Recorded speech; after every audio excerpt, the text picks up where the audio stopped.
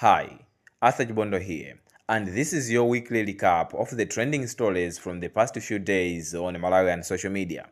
So, if you have been busy with work, school, or business, or perhaps you were just offline for any reason, don't worry, I've got you covered. This week on Malawiana, we break down what everyone was talking about, of course, without the political noise. So if you are new here, subscribe and turn on notifications so that you don't miss our weekly uploads. We'll be making sure that every weekend we upload a video analyzing the key developments, the key issues, the key shakers and movers from the past week. And I have to mention that this video has been made possible thanks to a sponsorship by Brand Fletch Media, and we're going to learn more about Brand Fletch Media later in the video. Now, let's go straight to the gist.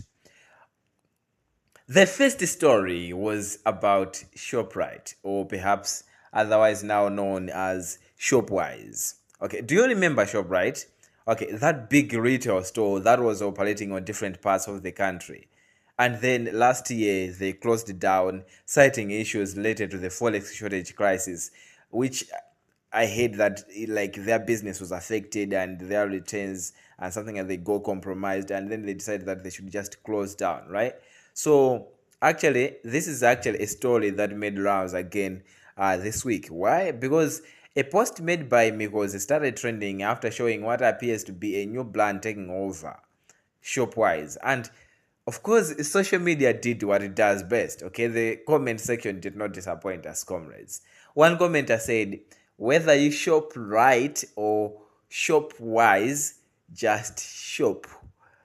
Okay, now that's actually a clever play on words when you think about it, right? Another comment that caught my attention was from Mr. Augustus in Sadabwe, who said, so the owner is wise man? With a contemplating emoji right there. So I was like, okay. Okay, and then there was the Mr. Piwan Soya who argued that the name ShopRite will actually always remain in our hearts. And honestly, I couldn't agree more. So, ShopRite was a part of people's routines for years. And now the real question is, will Shopwise deliver the same experience? I guess we just have to give them a benefit of doubt. And maybe the test of time, we'll see.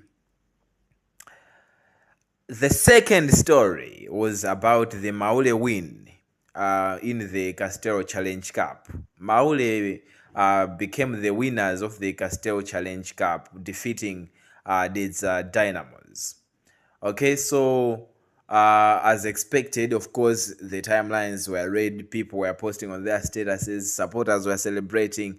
Congratulatory posts were everywhere. Football fans were loud, as usual. Okay, like moments like these actually just remind us how powerful football culture is in Malawi. Now, this is just Malawian football. We know what happens when it comes to the Premier League and so on and so forth. But we're focusing on what happened on Malawiana this week. So, whether you support them or not, the Maule win was followed by a lot of social media reactions. And that was something that I thought needs to be discussed on this episode or this week on Malawiana. Now, the third story was really something that people didn't expect. There have been rumors online that Mr. Waxy has changed his ways and is now living a more disciplined life. But what truly shocked the social media this week was from the bush to the palace and the service that was presided by Wonderful Kapenga, who is otherwise known by his stage name Waxy. The clip started circulating fast on social media with major pages like Mikosi, Umata Daily, Akometsi, all posting the footage. Mikosi even, I think, posted it something like Outpan on the Ubusa. Let me show you the footage. Okay, let me show you the footage.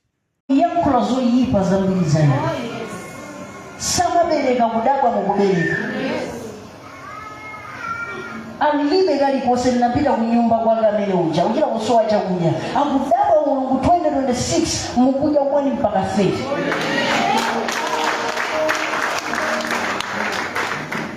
So actually some people celebrated what they saw as real and positive transformation, but others were really skeptical. Others actually mocked it, and of course others were simply just shocked. Now Tamia Ja commented jokingly that her ex-boyfriend is now becoming handsome, and that was also really hilarious. Okay, honestly speaking, I didn't know that Tamia Ja once dated Waxy, that's Wabompano. And of course, to be fair, here is the bigger picture.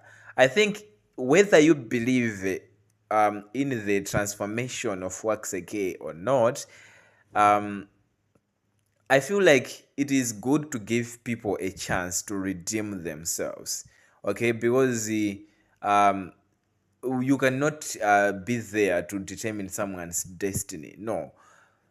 People have different futures that God created for them, and I think we actually pray for everyone to actually see redemption at one point in life. So if Waxy's time has come, I think it is good to give him a chance to trust in the process and say, this is at least some positive development that needs to be celebrated rather than to be ridiculed. Before we continue, I think I need to tell you about something that I've been working on for the past year. So it's actually really interesting. It's also simple, but I feel like it has so much value that it can bring if you run a business, any kind of business, really. Okay, any business that you are advertising on social media groups, on WhatsApp statuses and something like that. Okay, so let me tell you about this. So in 2024, I started a social media marketing agency called Brandfletch Media.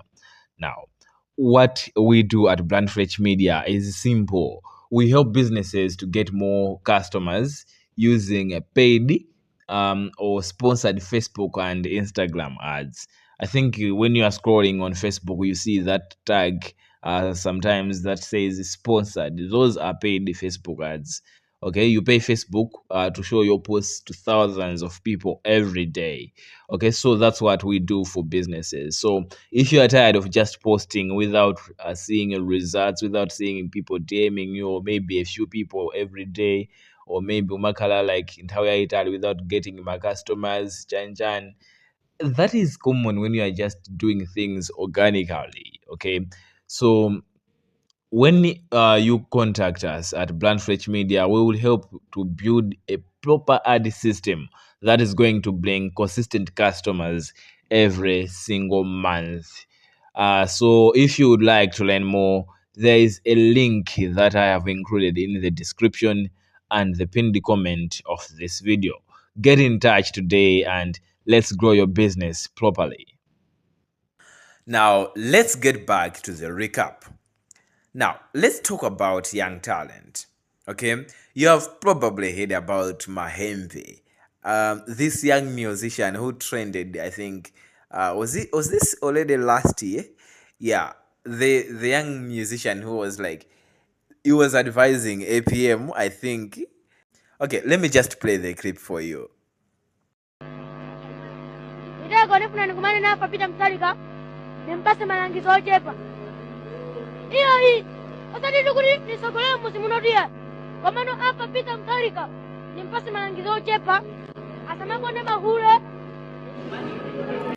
And of course, there is Aju Goofy, this young, talented young man as well, who is building his name. But this past week, thousands of Malawians were reacting to yet another young musical prodigy. Now, listen, I am not just saying this, but some people in the comments were boldly claiming that mwana wapa hip hop huyu kumposa IKK. Ndizikala jonchi go my life is a game pano ndinegoji mafuso kujuluga ku inbox akandiona ndi misozi akaona ngati ndizikala jonchi go my life is a game pano ndinegoji but sukumvesa part sukumvesa Pati. Pati, sukumvesa Pati. Aseta masuka sukumvesa Pati. Pati, sukumvesa Pati. Pati, sukumvesa Pati. Pati, sukumvesa Pati. Aseta masuka sukumvesa Pati. Now, those are the comments. This is not me, okay? Okay, now, the name that got people talking was Jolasto alongside Ceejay after they released the song Pati. Now, the track made rounds quickly online, especially when it was shared by major Facebook pages. Now, some praised the delivery, some praised the confidence, others just debated whether the hype was justified. But honestly, for young artists, I think the production quality and energy was impressive. And honestly, personally, I was also impressed. Okay, so I feel like the Malawian younger generation is not waiting for their time. I feel like they are saying our time is now. They are dropping music, they are building audiences, and they are entering into the big conversations. Now, the question is, are we witnessing the next waves of Malawian hip-hop? For the final story that made the waves last week, of course, I think this needs a somber tone. It is a story about blessings. This guy who is, of course, doing a fundraiser for medical treatment, but I found it interesting and I think worth sharing. Okay, it was literally everywhere. It was posted on Facebook. It was posted on WhatsApp or TikTok or even Twitter, now X. So this is the story of Blessings Chalimela, a 20-year-old UNIMA student battling severe scoliosis, a spinal condition that actually causes the back to curve abnormally, making it difficult to stand upright. Now, the campaign is titled Help Blessings Stand Tall Again. They are seeking to raise $15,000 for specialized treatment in India. No, I just need to set this clear.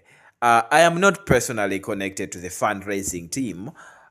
I am simply sharing this because it trended heavily last week. And sometimes social media, I think it can, and I think we have witnessed this several times, right?